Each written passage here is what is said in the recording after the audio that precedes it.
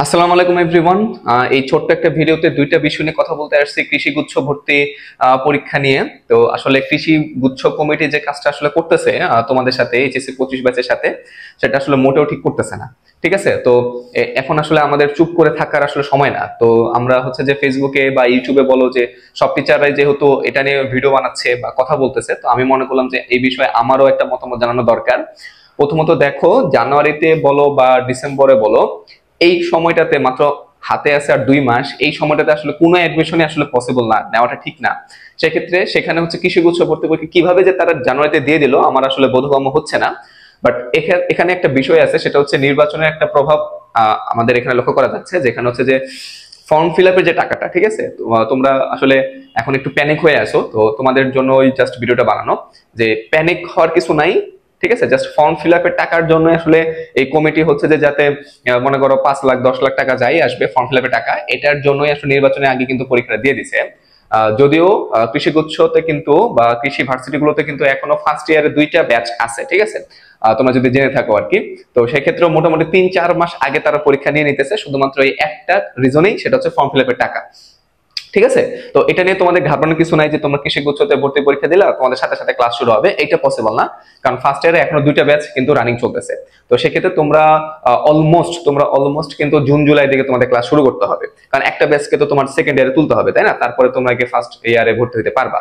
তো এটা গেল একটা বিষয়। আর দ্বিতীয় বিষয় হচ্ছে যে ভাইয়া, এখন তাহলে যদি জানুয়ারিতে পরীক্ষা হয়, সেক্ষেত্রে তাহলে ডিসেম্বরের বা জানুয়ারি নভেম্বরে আর 15 দিন আছে, তো এই মাত্র 1.5 মাসের ভিতরে কিভাবে প্রিপারেশন নিব। তো এই রিলেটেড ভাইয়ার চ্যানেলে অনেক ভিডিও পাবা সামনে, তো সেগুলো হচ্ছে একটু ফলো করার চেষ্টা করবা।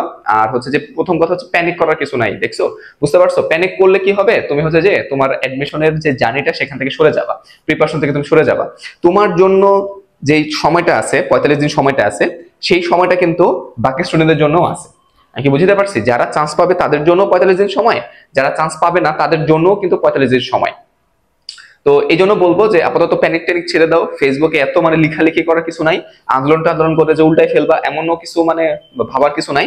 আমরা টিচাররা তোমাদের পাশে আছি, আমরা আমাদের মতামতটা সোশ্যাল সাইটে বলতেছি, বা যারা ঢাকায় টিচাররা আছে তারা এটা নিয়ে কথা বলতেছে কৃষি কমিটির সাথে, গুচ্ছ কমিটির সাথে, ঠিক আছে, বা হচ্ছে যে বাউতে যারা আছে তারা কথা বলতেছে।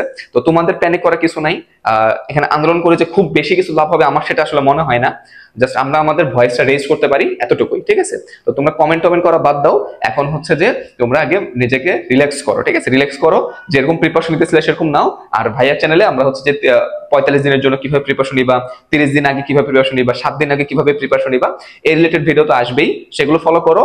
আর হচ্ছে নিজের উপর বিশ্বাস রাখো, ঠিক আছে, এতটুকু করলে এনাফ। তো আশা করি তোমাদের একটু রিল্যাক্স করতে পারছি, একটু রিল্যাক্স হও, আমরা দেখতেছি বিষয়টা। তো তোমাদের কাজ হচ্ছে পড়াশোনা করা, তোমরা পড়াশোনা করতে থাকো। আর তোমার জন্য যেই সময়টা থাকবে পরীক্ষার জন্য, বাকিদের জন্য সেই সময়টা পরীক্ষা থাকবে। আর আরেকটা যেটা বিষয় সে প্রথমে বলছিলাম, সেটা হচ্ছে তোমাদের যদি জানুয়ারিতে পরীক্ষা হয়ও, তোমাদের ক্লাস শুরু হইতে হইতে দেখা যাবে জুন জুলাইয়ের দিকে, ঠিক আছে, কুরবানি ঈদের পরে, কারণ একটা ব্যাচে কিন্তু সেকেন্ড ইয়ারে তুলতে হবে। তো আশা করি ভাইয়া কথাটুকু গুলো বুঝতে পারছো।